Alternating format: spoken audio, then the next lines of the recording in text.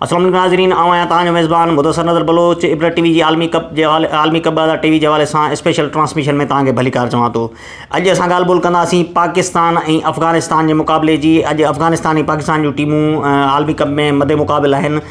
जेकॾहिं ॿिन्ही टीमनि जे हिन इवेंट में कारकर्दगी ते नज़र विझूं त सभ खां पहिरीं पाकिस्तान जो तज़किरो कयूं था त पाकिस्तान पंहिंजा पहिरियां 2 मैच श्रीलंका ऐं नीदरलैंड खां खटण बैदि रिवायती हरीफ़ भारत ऐं ऑस्ट्रेलिया खां बदतरीन शिकस्त खाधी आहे, जंहिंजे करे अॼोकी मैच पाकिस्तान लाइ तमामु घणी अहम आहे। हिकु त कामयाबी जे लिहाज़ खां, ॿियो नेट रन रेट जे हवाले सां। वरी अचूं था पाकिस्तान जी बॉलिंग ऐं बैटिंग कारकर्दगी ते, त बैटिंग पाकिस्तान जी कुझु तसलसुल में नज़र आई आहे ऐं कुझु बॉलिंग में बि पंहिंजो तसलसुल नज़र आयो।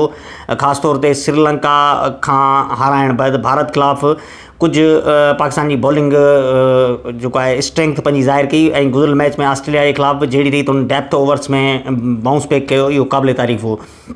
पर वरी अचूं था पाकिस्तान जे मिडल ऑर्डर ऐं लोअर ऑर्डर ते, त मोहम्मद नवाज़ जंहिंजी बॉलिंग में कारकर्दगी का ख़ासि न आहे ऐं उन बैटिंग में बि अहिड़ो को परफॉर्म न आहे कयो। ख़ासि तौर ते ऑस्ट्रेलिया जे ख़िलाफ़ु हिकु क्रूशल मरहले ते उनजो आउट थियणु काफ़ी तनक़ीद जी ज़द में आयो आहे। इहे इम्कान ज़ाहिर कया पिया वञनि त थी सघे फ़खर ज़मान अॼु फिट थी वञे। हाणे फ़खर ज़मान जेकॾहिं फिट थो थी वञे त इहो पाकिस्तान टीम लाइ, ख़ासि तौर ते कप्तान बाबर लाइ इम्तिहान हूंदो त हू कहिड़े ओपनर खे ड्रॉप करे फ़खर ज़मान खे खेॾाए थो, या फ़खर ज़मान खे ई नथो खेॾाए। उनखां पोइ आगा सलमान जी बि ॻाल्हि ॿोल हले पई त उनखे बि टीम में आंदो वेंदो। हाणे बाबर इलेवन उन हवाले सां कहिड़ो फ़ैसिलो करे थी, उहो त अॼु टॉस वक़्तु ख़बर पवंदी। वरी जेकॾहिं अचूं था अफ़गानिस्तान तरफ़, त अफ़गानिस्तान हिन इवेंट में 4 मैच खेॾिया आहिनि, पर उन्हनि खे कामयाबी सिर्फ़ु हिकु हासिलु थी आहे। उहा बि दिफ़ाई चैंपियन इंग्लैंड खे उन्हनि शिकस्त ॾेई अपसेट कामयाबी हासिलु कई। सो अफ़गानिस्तान खे कंहिं बि रीति अंडर एस्टिमेट नथो करे सघिजे। ऐं ख़ासि तौर ते अफ़गानिस्तान ऐं पाकिस्तान जा मुक़ाबला जॾहिं अहिड़े इवेंट्स में थींदा आहिनि त तमामु सनसनीखेज़ थींदा आहिनि। सो इहे इम्कान ज़ाहिर करे सघजनि था त अॼु अफ़गानिस्तान पाकिस्तान खे टफ टाइम ॾींदी, छो जो पाकिस्तान मुसलसल 2 मैचूं हाराए चुकी आहे।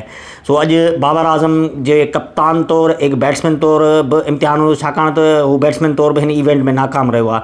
सो अचो त ॾिसूं त बाबर 11 कहिड़ी रीति अफ़गानिस्तान खे शिकस्त ॾियण लाइ का हिकमती अमली जोड़े थी, या अफ़गानिस्तान पाकिस्तान खे हाराए आलमी कप में पाकिस्तान ख़िलाफ़ु फतह जो खातो खोले थो। तेसिताईं पंहिंजे मेज़बान मुदस्सिर नज़र बलोच खे ॾींदा इजाज़त। अल्लाह हाफ़िज़।